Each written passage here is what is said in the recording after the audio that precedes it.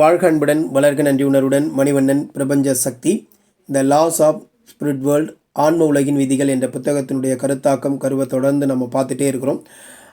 நேயர்கள் அதிகமான பேர் வந்து இது ரொம்ப ஆர்வமாகவும் கேட்குறீங்க. ரொம்ப நிறைய விஷயங்களை வந்து இதுக்கு நீங்கள் லைக் பண்ணுறீங்க, கேட்குறீங்க. ஆனால் எனக்கு என்ன ஒரே ஒரு வேண்டுகோள் உங்ககிட்ட அப்படின்னா, இதை பார்க்குற அந்த ஒரு தருணத்தில் ஒரு கமெண்ட் கொடுத்தீங்க அப்படின்னா ரொம்ப நல்லாயிருக்கும். எல்லோரும் அதுக்கு இது எப்படி இருந்துச்சு, நீங்கள் கேட்குறப்ப எப்படி இருந்துச்சு, என்ன மாதிரி ஃபீல் பண்ணீங்க அப்படின்னு ஒரு கமெண்ட் கொடுத்தீங்க அப்படின்னா நல்லாயிருக்கும். உங்களுக்கு ஏதேனும் இது சார்ந்த கேள்விகள் இருந்தால் அந்த கேள்விகளையும் நீங்கள் இங்கே கேட்கலாம். ஏன்னா அந்த கேள்விகளுக்கான பதில்கள் உங்களுக்கு அடுத்து ஒரு தொடராக, அந்த கேள்வி பதில் தொடராகவே உங்களுக்கு அதில் பதில்கள் வழங்கப்படும். அதனால் அந்த மாதிரி நீங்கள் கேள்விகள் கேட்குறனாலும் கேட்கலாம். முதல் தடவையாக இப்போ தான் இந்த வீடியோ பார்க்குறீங்க அப்படின்னா நீங்கள் வந்து நம்மளுடைய சேனலை சப்ஸ்கிரைப் பண்ணிக்கோங்க. அப்படியே பக்கத்தில் பெல் ஐக்கானை கிளிக் பண்ணிக்கோங்க. அதோடு வந்து பார்த்தீங்க அப்படின்னா இன்னொரு முக்கியமான விஷயம் என்ன அப்படின்னு கேட்டிங்கன்னா, உங்களுக்கு சொந்தக்காரங்க, உங்களுடைய நண்பர்கள் இதில் விருப்பம் உள்ளவங்களுக்கு இதை ஷேர் பண்ணுங்கள். மேலே வந்து பார்த்திங்கன்னா என்னுடைய நம்பர், வாட்ஸ்அப் நம்பர் இருக்கும். பிரபஞ்ச சக்தி அப்படின்னு சொல்லிட்டு 28 நாள் இலவச பயிற்சியும் நம்ம கொடுத்துட்டே இருக்கிறோம். அதுலேயும் நீங்கள் கலந்துக்கலாம். விருப்பம் இருந்தால் நீங்கள் அதுக்கான விருப்பம் தெரிவிச்சிங்கன்னா அதுலேயும் நீங்கள் கலந்துக்கலாம். அதோட யாராவது வந்து உங்களுக்கு ஏதாவது சந்தேகங்கள் நிவர்த்தி செய்யணும் அப்படின்னாலும் நீங்கள் அந்த எண்ணை தொடர்பு கொள்ள முடியும்.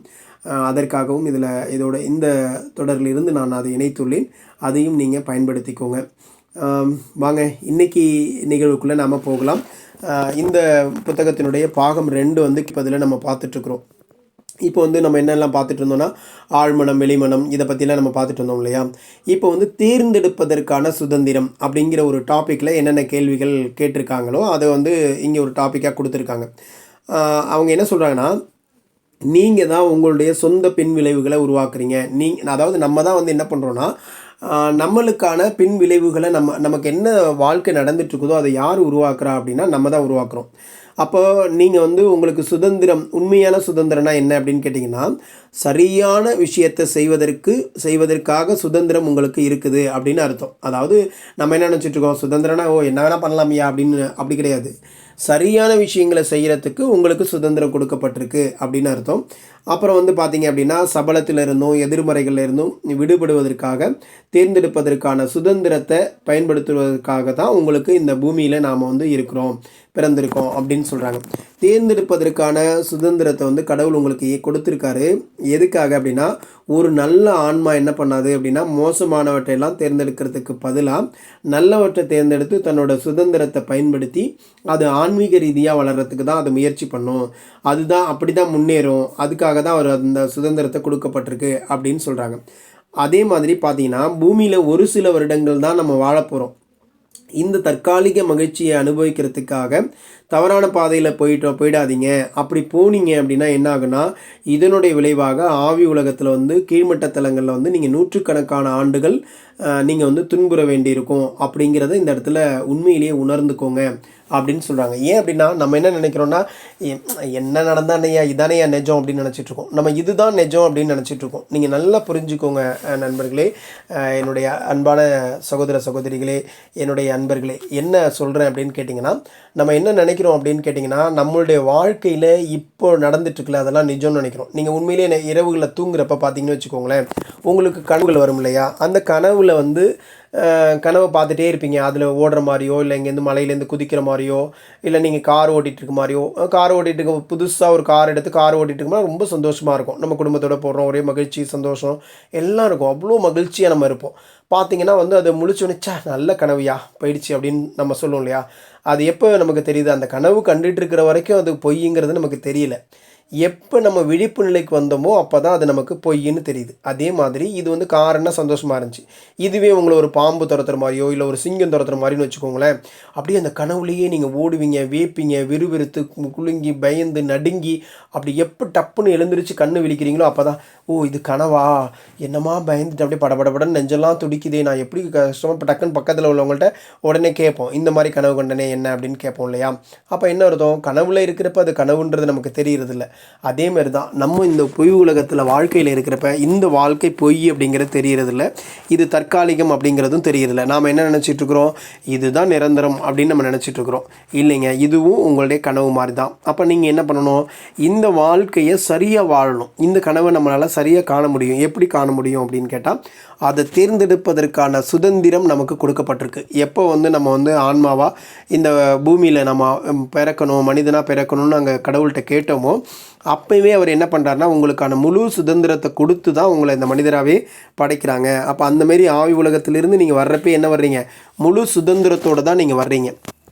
அப்போ உங்களுடைய பின் விளைவுகளுக்கு யார் அனுபவிக்கணும், நீங்கள் தான் அனுபவிக்கணும் அப்படின்னு பொருள். அப்போ வந்து பார்த்தீங்க அப்படின்னா இந்த பூமி அப்படிங்கிறது என்ன, உங்களுடைய ஒரு பள்ளிக்கூடம்.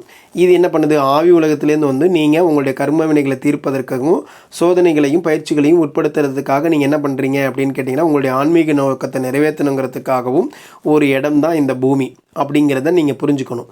நீங்கள் வந்து சவால்களை சந்திக்கிறப்ப எல்லாம் ஒரு புன்னகையோட துணிச்சலாக எதிர்கொண்டீங்கன்னு வச்சுக்கோங்களேன், அது ரொம்ப நல்லாயிருக்கும். அதே நேரத்தில் நீங்கள் எப்போதும் குறை கூறிக்கிட்டே இல்லை அதில் சுழன்றுக்கிட்டே அப்படியே நீங்கள் வந்து ஒரே புலம்பிக்கிட்டே நீங்கள் அதை வந்து எடுத்தீங்கன்னு வச்சுக்கோங்களேன், அறநெறிகளையெல்லாம் தேர்ந்தெடுக்கிறதுக்கு பதிலாக நீங்கள் வந்து எதிர்மறையான விஷயங்களையெல்லாம் எடுக்கலாம். அது கொஞ்சம் மகிழ்ச்சியாக இருக்கிற மாதிரி இருக்கும், ஆனால் அது உங்களுடைய ஆன்மாவை பலமிழக்க செய்யும். நீங்கள் அந்த மாதிரி சிரிச்சுக்கிட்டே அந்த மாதிரி கஷ்டங்களெல்லாம் எதிர்கொண்டீங்கன்னா உங்களுடைய ஆன்மாவுக்கு அது ஊட்டம் அளிக்கிற மாதிரி, சத்து கொடுக்குற மாதிரி. அப்போ வந்து நீங்கள் இந்த மாதிரி பண்ணலாம். அப்படி இல்லைன்னு வச்சுக்கோங்களேன், சபலத்துக்கு பலியாகி அகங்காரத்துக்கெல்லாம் தீனி போட்டு அது என்ன பண்ணும், உங்களுடைய ஆன்மாவை வந்து பலவீனப்படுத்திடும். நீங்கள் எதை தேர்ந்தெடுக்கிறீங்களோ அதுதான் உங்களை கடவுளை நோக்கியோ அல்லது கடவுள்கிட்டேருந்து விலக்கியோ வைக்குது அப்படின்னு சொல்கிறாங்க. அப்போ வந்து நீங்கள் என்ன பண்ணணும், உங்களுடைய ஆன்மாவுக்கு ஊட்டம் கழிங்க. அப்படி இல்லைன்னா அது உலர்ந்து போய் காணாமல் போகிறத நீங்கள் பார்க்க கூடும். உங்களுடைய சோதனைகள்லேருந்தாலும் நீங்கள் வெற்றி பெறலாம் அல்லது தோற்று போகலாம். ஆனால் நீங்கள் தான் உங்களுடைய சொந்த பின் விளைவுகளை உருவாக்குறீங்க. இந்த பூமியிலையும் ஆவி உலகத்துலேயும் நீங்கள் தேர்ந்தெடுக்கிற விஷயங்கள் மூலமாக தான் உங்களுடைய ஆன்மாவின் முன்னேற்றத்தை உங்களால் தீர்மானிக்க முடியும் அப்படின்னு சொல்கிறாங்க. இது அந்த கேள்விக்கான பதில்கள் அப்படியே தொடர்ச்சியாக கொடுக்குறாங்க. ரொம்ப ரொம்ப சுவாரஸ்யமாக நல்லா இருக்குதுங்க இது. ஏன்னா நம்மளே புரிஞ்சுக்க முடியும், நம்ம வாழ்க்கையை வந்து சரியாக இப்படி வாழணுன்றதை தெரிஞ்சுக்க முடியும். இதை வந்து நம்மளுடைய வாழ்க்கையில் எடுத்துக்கணும், அதுதான் முக்கியம்.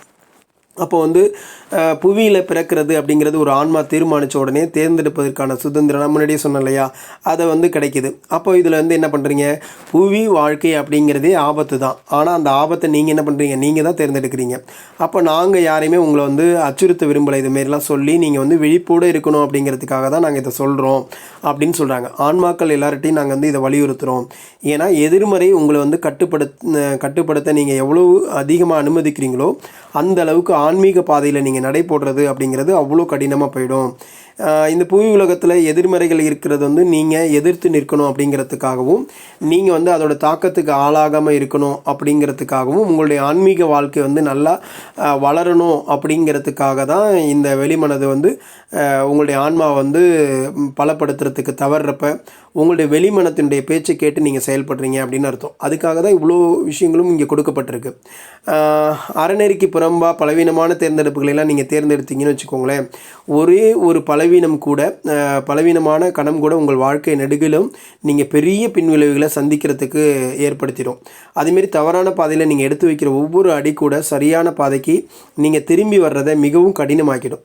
அதாவது நான் சும்மா கொஞ்சம் தாங்க தப்பு பண்ணிக்கிறேன் அப்படின்லாம் நீங்கள் சொல்ல முடியாதாம்மா. நீங்கள் கொஞ்சமாக தப்பு பண்ணிங்கன்னா அடுத்து தப்புன்னு அப்படியே ரொம்ப தூரம் போயிடுவீங்க. திரும்ப நீங்கள் சரியான வழிக்கு வரணும் அப்படின்னா அது ரொம்ப எளிமையான விஷயம் இல்லை அப்படின்னு சொல்கிறாங்க.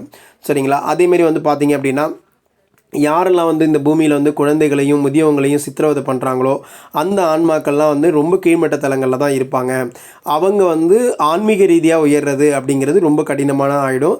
அதேமாதிரி 2 முக்கியமான காரணம். முதலாவது வந்து அவங்களுடைய நடவடிக்கைகளுடைய விளைவுனால் அவங்களுடைய ஆழ்மனம் செயலிழந்து விடுது. 2வது வந்து புவி உலகத்துலேயும் சரி ஆய்வு உலகத்துலேயும் சரி அவங்க அடிமட்ட தலங்களில் இருக்கிறதுனால ஒத்த இயல்பு கொண்ட ஆன்மாக்களால் அவங்க சூழப்பட்டிருக்காங்க அப்படின்னு சொல்கிறாங்க. இந்த தீய ஆன்மாக்கள் என்ன பண்ணுவோம், தங்களை மேம்படுத்திக்கிறதுக்கே அவங்க விரும்புறதில்லை. அவங்க தங்களுடைய எண்ணிக்கையை பலப்படுத்த விரும்புறதுனால மற்றவங்க மேம்படுறதுலேயும் அவங்களுக்கு விருப்பம் இல்லையாமா. அப்போ மற்றவங்க எதிர்மறையான தாக்கத்தை ஏற்படுத்துறது, அவங்கள கட்டாயப்படுத்துறது, தந்திரமாக ஏமாற்றுறது, இதன் மூலமாக தான் அவங்க என்ன பண்ணுறாங்கன்னா தங்களை சுற்றி இருக்கிற, இப்போ நம்ம பூமியிலே பாருங்களேன், ஒரு தப்பு செய்கிற கூட்டம்னா என்ன பண்ணுறாங்க, அந்த கூட்டத்தை அதிகப்படுத்துறதுக்கு அவங்க ஆள் சேர்க்குறாங்க. நல்லது செய்கிற கூட்டத்தை அதிகப்படுத்துறதுக்கு இவங்களும் ஆள் சேர்க்குறாங்க. ஆனால் எதுக்கு கூட்டம் செய்கிறது, தப்பு செய்கிறதுக்கான கூட்டம் தான் அதிகமாக சேரும். ஏன்னா அது ரொம்ப எளிமையாக இருக்கும், ரொம்ப மகிழ்ச்சியாக இருக்கிற மாதிரி தெரியும். ஆனால் அது தற்காலிகமானது. அந்த பாதையில் போயிட்டு நீங்கள் திரும்ப வர்றது அப்படிங்கிறது ரொம்ப ரொம்ப கஷ்டமாக இருக்கும் அப்படிங்கிறத உணருங்க அப்படின்றாங்க.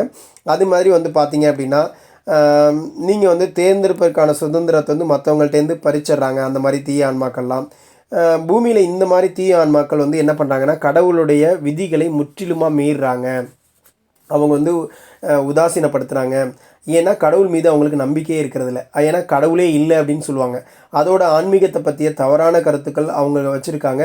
அதுமாரி என்ன நிகழ்ந்தாலும் ஒரு மனுஷன் இறக்கிறப்ப அவனுக்கு தகுதியான இடத்திற்கு அவனை அழைத்து செல்கிறதுக்கு வந்து போதுமான அளவு அந்த ஆழ்மனம் என்ன பண்ணும் அப்படின்னா விழித்து கொள்ளும். இப்போ தான் ஆழ்மனம் உறங்கிட்டே அப்படின்னு நீங்கள் நினைக்க முடியாது. இறந்து போகிற ஒருத்தன் இறந்துட்டான் அப்படின்னா அப்போ அவனுக்கு ஆழ்மனம் லைட்டாக விழிப்பு நிலைக்கு வந்துடும். அவன் எங்கே போகணுங்கிறத அது சொல்லும். அந்த கடவுளுடைய நியாய தீர்ப்பு வந்து அதோட முடிவு பெறுங்க.